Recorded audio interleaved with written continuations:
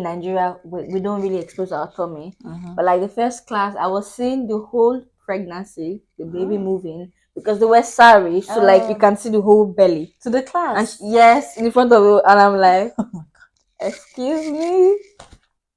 Hello guys, it's your girl Nurse NK Vibes, and here with me is Falakemi Awoshaga. okay. So who is Folakemi Awoshoga? This is a different face on this channel, so we'd like to know who this person is. So who are you, please, if you don't mind? Hello guys, my name is Falakemi Awoshaga, and I'm a registered nurse currently living and working in the United Kingdom.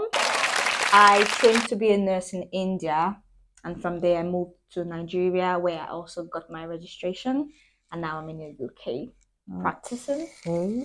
So we've just heard that she's from India. Okay, to be honest with you guys, since I got to know her and the fact that she schooled in India, I've been like, how do we transit from India to Nigeria then?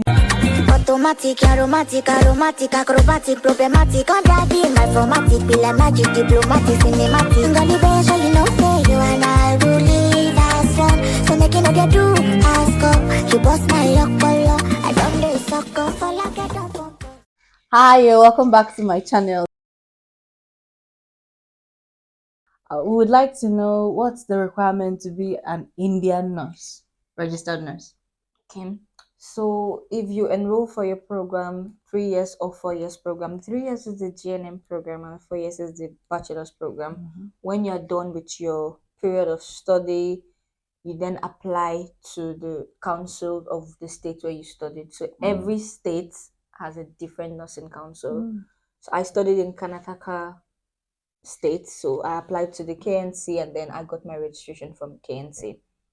Okay. So simple as. in terms of comparing fees, with the fees paid in the nursing schools in Nigeria, like you've experienced, what would you say is the difference? I feel like for private institutions that have like they pay like 2.5, 3 million and above, it all boils down to the area where you've chosen to study in India.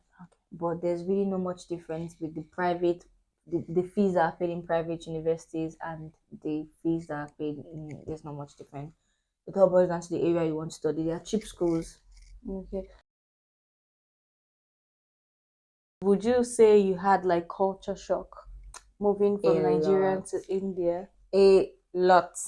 Culture shock was from the day one I stepped my feet. It was a lot of culture shock. I could mention quite a few, but if you want to. The first culture shock I experienced was like your lecturer telling you a due date. What's a due date? Like when she's going to give it, like, Oh, yes. And like, you know, that village people there. you know how they wear the sari. So like normally if you're pregnant and you're in Nigeria, no things have even changed now, but like you're meant to cover. It boils down to like we in Nigeria, we don't really expose our tummy. But like the first class, I was seeing the whole pregnancy, the baby moving, because they were sorry, so like you can see the whole belly To the and class. yes, in front of you, and I'm like, excuse me. And she was like, I'm just trying to teach you fast because I won't be available in February. I'm giving birth on 24th. And I'm like, what? You are even telling us the date? There's that day. What if we are yeah. So yeah, that was like one culture shock.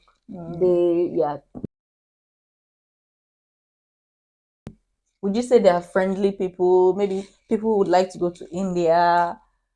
I Would you had say they are very friendly like classmates and teachers, yes, very friendly. Considering the sadists that we have in Nigeria, they are very friendly to an extent. They're lovely people there. I met really, really friendly people. They're very inquisitive. I want to know what's going on with your hair. Why is your hair like this? Oh, And I was bless. like, Oh, they should be nice people. yeah, Okay.